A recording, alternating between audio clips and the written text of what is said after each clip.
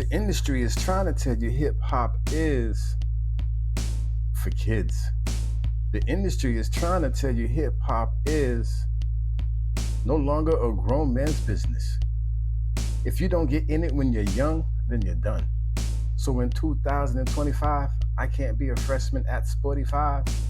My lifestyle is that of a teen with a dream, regardless of the fact that most of the cats who I used to spit with have grown up, got basic, and stopped chasing the mic and the stage to grace with energetic pacing and hand raising, because the industry doesn't care about us grown-ups and our aspirations.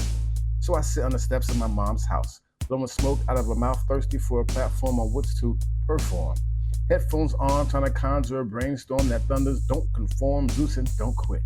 But this teenage money doesn't fund the cost of going independent, nor do the folks who believe in me. Because at my age, taking that financial chance on or with me is too risky. Because hip-hop is no longer for us grown-ups in terms of being on the cover of the magazines as a new artist, talking about how you started and about your phase and the state of hip-hop in these days of go gay. Because that straight shit is so played. You want to get on stage because you have something to say? Yeah. Okay. You better be making booty shake and starting a riot that leads to rape and gun spray. None of that. Be good and stay safe. Oh, you got bars because you're sort of smart? Listen, sound like a retard and top the charts. Talk that sex and drug experimentation recklessness, cream pies and pearl necklaces, and how great it is to be zombified and negligent. We don't want accountability anywhere near the ears of the youth who we're trying to seduce. So seduce. How's that for pie? Peace. Terrible towel to wipe the puller off the belly of the starlet who he's dating now. Or court date or sex tape to help the album out. Label like, we're popping now.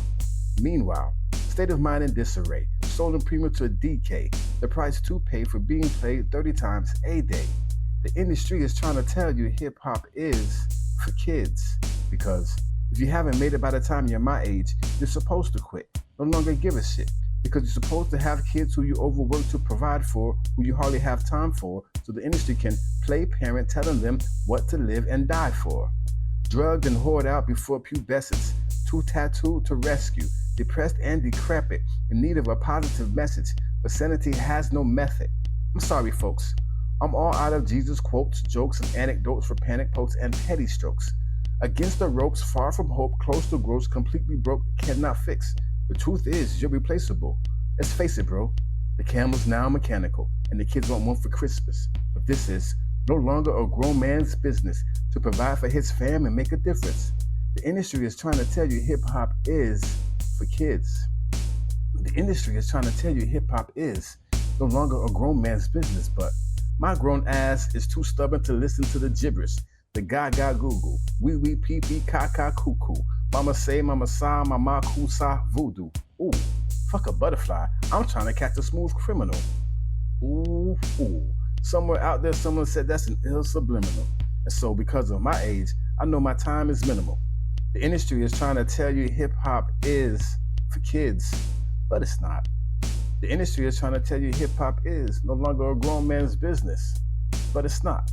The grown-ups running it just want to super sexifize your kids. Take care of your kids. Take care of hip-hop. Take it back to being a grown man's business, because a grown man's business is the safety of the kids. That's it. I'm finished.